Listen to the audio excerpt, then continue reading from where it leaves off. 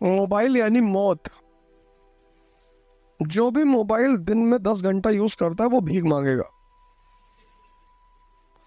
और जो 15 करता है वो पागल हो जाएगा। क्योंकि मोबाइल ने तुम्हारी सबसे प्रेशियस चीज छीन ली, सोचना। तुम्हारे रिश्ते छीन लिए। पहले जब हम अकेले होते थे तो अपने दोस्तों के साथ बैठते थे, अब हम अकेले होते ही नहीं। मतलब हम अपने समय की बात बता रहे हैं कि हमें शाम को निकलना ही होता था। एक पर्टिकुलर एरिया होता था, चाय की दुकान होती थी, वहां सब इकट्ठा होते थे, एक चाय लेते थे और भी बहुत कुछ लेते थे और बैठते थे और डिस्कस करते थे, एक दूसरे से बात करते थे, कंपनी देते थे, एक दूसरे को मोटिवेट करते थे, एक दूसरे की परेशानी में हिस्सेदारी करते थे। ये दोस्ती का मतलब होता था। किसी के फादर एडमिट है तो उसके साथ रात भर हम भी हॉस्पिटल में रहते थे, उसको हिम्मत मिलती थी। तो जब हमारे फादर बीमार हुए तो वो लोग हमारे साथ हॉस्पिटल में रहे, इसको भाईचारा कहते थे। मोबाइल ने वो सब मार दिया, मोबाइल ने वो सब मार दिया, सब खत्म कर दिया। आपको जरूरत ही नहीं जब तक आप क्रिटिकल कंडीशन में नहीं आएंगे। भाई आप किसी के पास कब जाएंगे? जब आपको किसी की जरूरत है। मोबाइल ने आपकी जो जरूरत है दूसरों की वो खत्म कर दिया।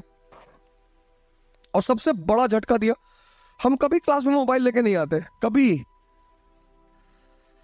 इतनी इज्जत दिया इस प्रोफेशन ने, इतना पैसा दिया और दिए ही जा रहा है, कंपनी पे कंपनी छोड़े जा रहे हैं। बहुत लोग कह रहे थे कि इकरा में नहीं पढ़ाएंगे, अनअकैडमी में चले गए। इकरा मेरी कंपनी है, पढ़ाने ना पढ़ाने का सवाल ही नहीं उठता। अनअकैडमी वाले ज्यादा पैसा दे रहे थे। तो दिल्ली में जितनी कोचिंग है वो संत थोड़ी है सब, वो भी 2-2 हजार करोड़ रुपए कमाई है। संकल्प में हम पढ़ाते थे, वो एनजीओ थी, उसको आज तक नहीं छोड़े। वो 200 रुपए घंटा देती थी पढ़ाने के लिए, वहां आज भी पढ़ाने जाते हैं। अब तो खैर नहीं चलती, लेकिन जब उन्होंने बुलाया तब मैं पढ़ाने गया। अब जो आदमी 2,000 करोड़ रुपया कोचिंग इंडस्ट्री से कमाए, अगर वो मेरे ऊपर इल्जाम लगाए कि अवधोजा ने पैसे के लिए कोचिंग छोड़ दी, और मैं तो छोड़ूंगा। मेरी जिंदगी में एक ही चीज क्लियर है, मेरे कॉन्सेप्ट्स। मुझे पता है ये सारी दुनिया कुछ भी बोले, जहां मैंने एक बोरा नोट रखा वैन में और लुटाना शुरू किया। उससे परसों मुझसे पूछे करप्शन कैसे खत्म होगा? इस देश के आईएएस अधिकारी, पॉलिटिशियन बहुत करप्ट हैं। बिल्कुल नहीं करप्ट हैं। इस देश के सबसे अच्छे हैं इस देश के अधिकारी और राजनीतिज्ञ। तो फिर करप्ट कौन है? जनता।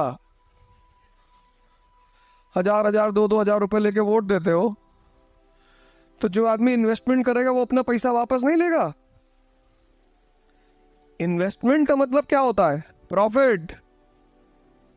फिर चिल्ला रहे हो, हमको बेवकूफ बना दिए। तुम हो बेवकूफ। जब तक इस देश का आदमी शराब और पैसे के बदले में वोट देना नहीं छोड़ेगा, तब तक इस देश में करप्शन कभी नहीं खत्म होगा। तो इस तरह से करप्शन इस देश की जनता में है, ना तो ब्यूरोक्रेसी में है और ना राजनीति में है। आप एक बार एक ऐसा आदमी चुन के देखो जिसने आपको 1 रुपया ना दिया हो, और फिर वो करप्शन करे, तो बताओ हमें। क्योंकि जो सेवा भाव से आ रहा है वो क्यों आपको पैसे देगा? जैसे हमसे कोई कह दे कि इलेक्शन लड़ जाओ, पहले तो हम लड़ेंगे नहीं, लेकिन अगर लड़ जाए तो हारना तो पक्का है। एक चीज तो गारंटी है कि हार जाएंगे, वोट नहीं मांगेंगे। तुम्हारी गर्ज हो तो दे दो, क्योंकि तुम्हारे लिए काम करने आया है। अब तुमको पढ़ाने आए, तुमको रास्ता बताने आए, तुम्हारा ही पैर छुए कि स्टूडेंट नाराज भाड़ में जाओ, भाग जाओ, हटो यहां से। तो तुम्हें 1-2-3 काम करने पड़ेंगे। ये जो नेता तुम्हारे पैर छूते हैं, इनको रोकना पड़ेगा कि भैया पैर मत छुओ हमारा, ये इन्वेस्टमेंट कर दे। आज मैंने तुमसे कहा, इस बात को याद रखना, करप्शन हिंदुस्तान की पब्लिक में है, ना ब्यूरोक्रेसी में है, ना पॉलिटिशियन में है। जिस दिन इस देश की जनता पैसा लेकर और दारू छोड़कर वोट देना शुरू कर देगी, कोई नेता, कोई अधिकारी एक पैसा किसी से नहीं लेगा। एक एक इलेक्शन में 20-20, 25-25, 30-30 करोड़ रुपए खर्चे होते हैं, तो जिसने घर से पैसा लगाया वो निकालेगा नहीं।